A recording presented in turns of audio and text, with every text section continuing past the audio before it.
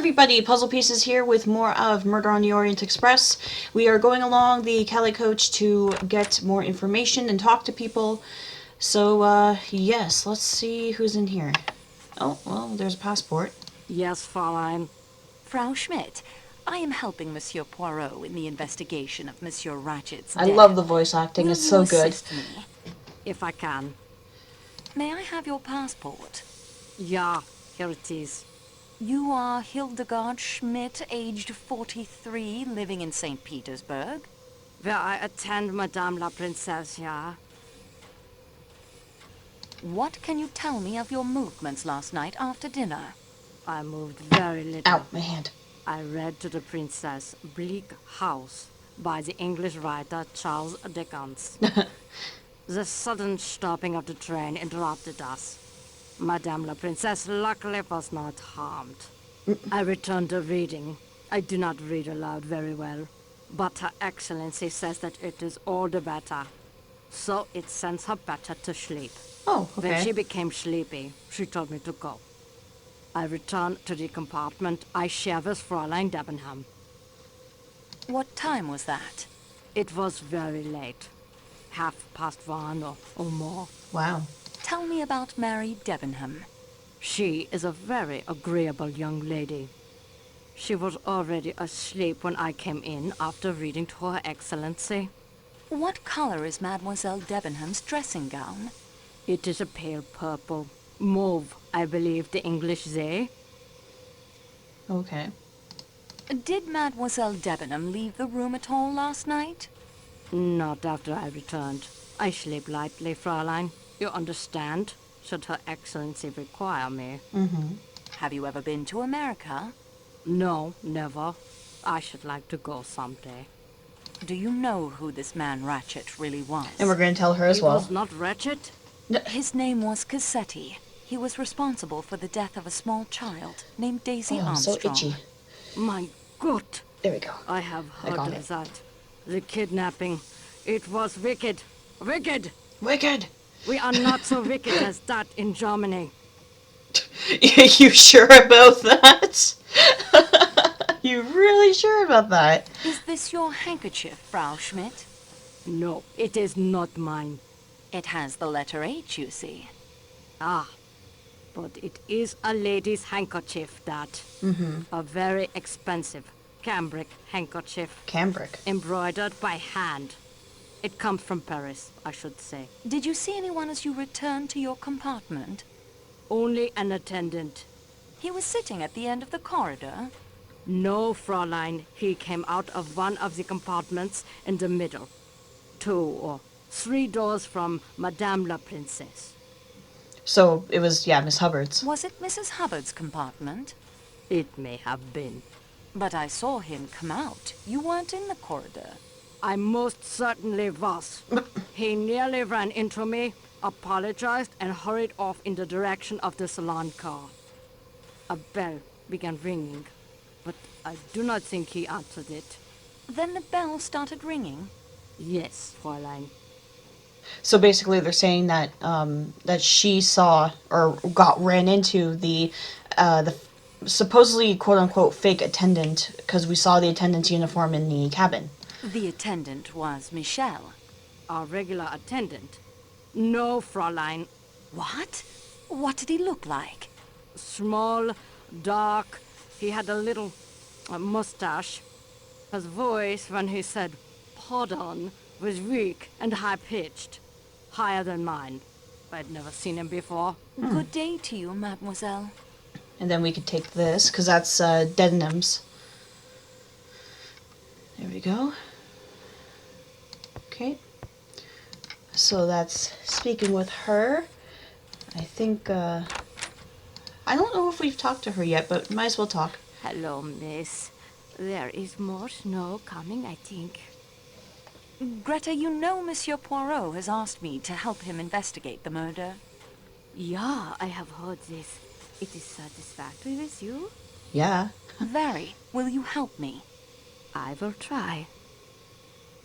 May I have your passport, please? It is here. Greta Sigrid Olsen, 49, of Stockholm. Of course, I am a missionary now, nurse at the school in Gemlik, and not much in Sweden. You gave Mrs. Hubbard a headache powder last night. Yeah, poor lady with the pain in the head. Pain in the That head. was around 10:40, I believe. I am not sure.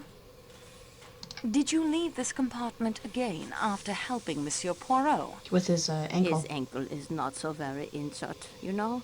I looked at it again this morning. I think he is not as brave as some of my little children. After Monsieur Poirot. I woke several times, of course, but it is because you were peeking out and leaving the compartment, not I. After that, When you finally settled down. No, I was very tired from all the activity. I slept. If I had gone out, would you not have noticed? I'm not sure. You were here in the lower berth. Exactly. I slept until the morning. I slept soundly enough that you might have gone out again. I do not know about that, but I myself was sleeping. Your dressing gown is brown, is it not? Yeah, you have seen it for yourself. Very comfortable, of Jaeger wool. Okay. Did you see anyone in the corridor when you took Mrs. Hubbard the medicine? Not in the corridor, no. Somewhere else? Yeah. I opened the door to the dead man's compartment by mistake. Mr. Ratchet, I was much ashamed. What did you and Mrs. Hubbard talk about? The pain in her head, it started at the back and sweep itself forward over her eyes. No. Besides that. Anything else? She asked me if the door between her compartment and Mr. Ratchet's is locked. I check it for her. Oh. And? It is locked. Okay. Did you actually see him? Mr. Ratchet. Yeah, in his bed he was, reading a book. Did he say anything to you? He laughed. He invited me. I do not care to repeat what he said. It inflamed my cheeks. Okay. I left at once naturally and went into Mrs. Hubbard. That means you were the last person to see Monsieur Ratchet alive. I am suspected. Everyone of is. All the people aboard the train. I am suspected. Everyone is suspected. Calm down.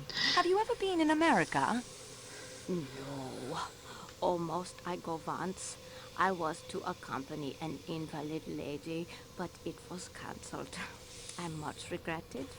They are very generous, the Americans. They give much money to schools and hospitals and Yeah. very practical. They used to, at least. Do you remember hearing of the Armstrong kidnapping And we're gonna case? tell her too, of course. No. What was that? A little girl was kidnapped and murdered. Her mother and an unborn child died in childbirth. A member of the staff committed suicide. I love how we're just telling her all the Ratchet dark was stuff the here. man behind the kidnapping. That there are in the world such evil men. It tries one's faith. The poor mother. My heart aches for her. That will do for now, Mademoiselle Olsen. Yeah, okay. So we talked to her, and this is Poirot's, so... Oh, well, Ratchet's dead, so we can't... Let's see if Miss Hubbard will let us talk to her. Well, it's about time, I must say. Whoa. Here I am with information that will solve your mystery for you, and it's hours before you show up. You are helping that famous detective, or whatever he is, aren't you? Yeah? Yes, madam, I have that honor. I would think you'd be more on your toes. In America, the police would have arrested the culprit by now on my evidence. Then let us proceed without delay. May I have your passport, please? My passport? What do you want my passport for?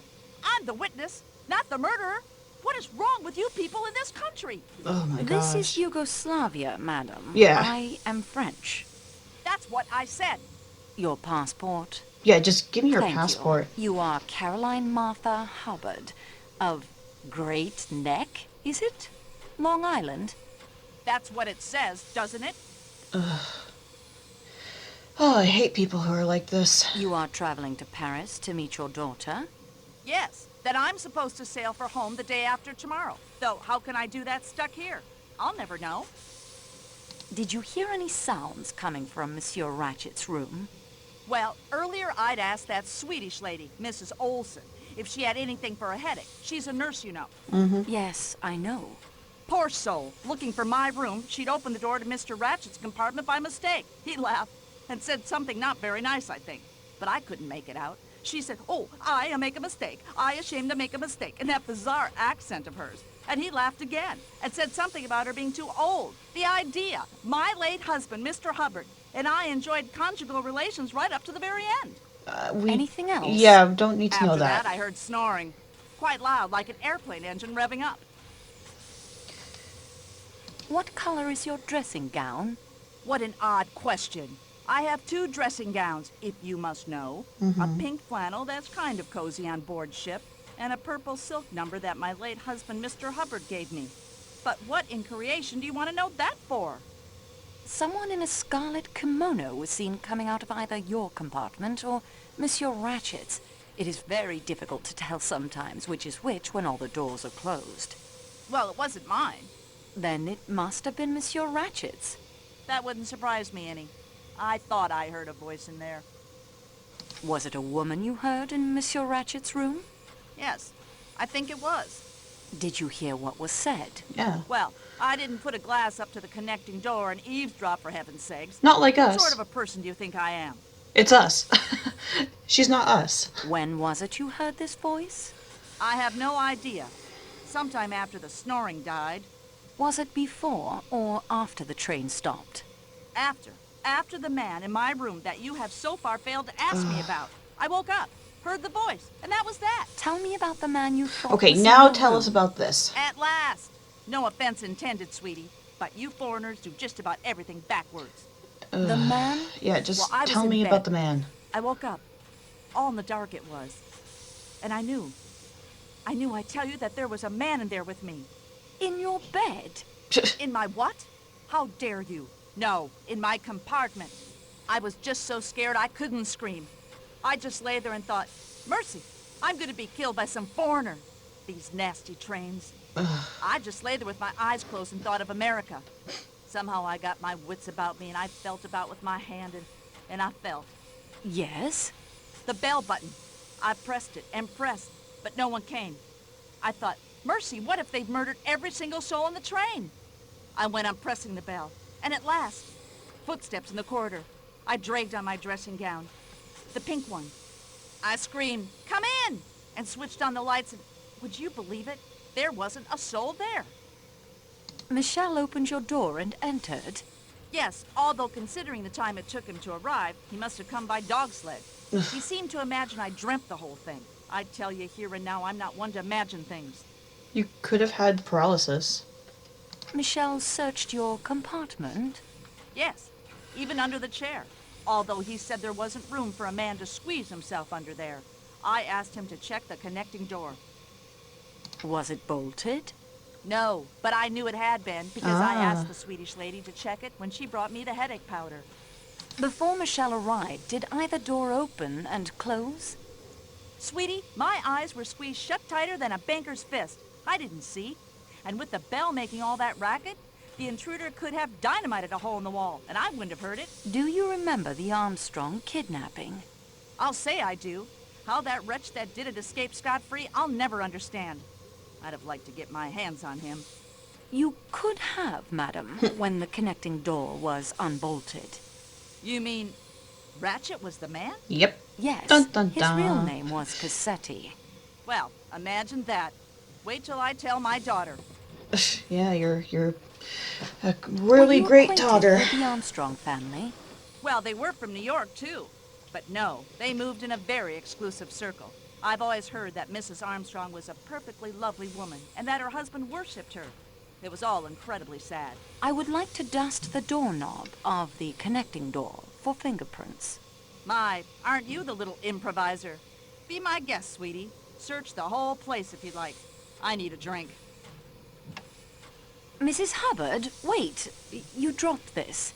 That's not mine. I thought as it has the initial H on it. I've got mine right here. See? It's marked CMH, and it's a sensible thing. Not that flimsy, expensive Parisian cambric. What good is a hanky you can't sneeze into? She has a point. Alright, so, we are basically gonna dust the thing here for fingerprints. Might as well do that now, pretty quickly. Or you know what, we'll do that in the next video. So, stay tuned, we're gonna dust this knob for fingerprints and see what else we can find aboard this train. So, stay tuned, this is PuZZlePieceZ signing off.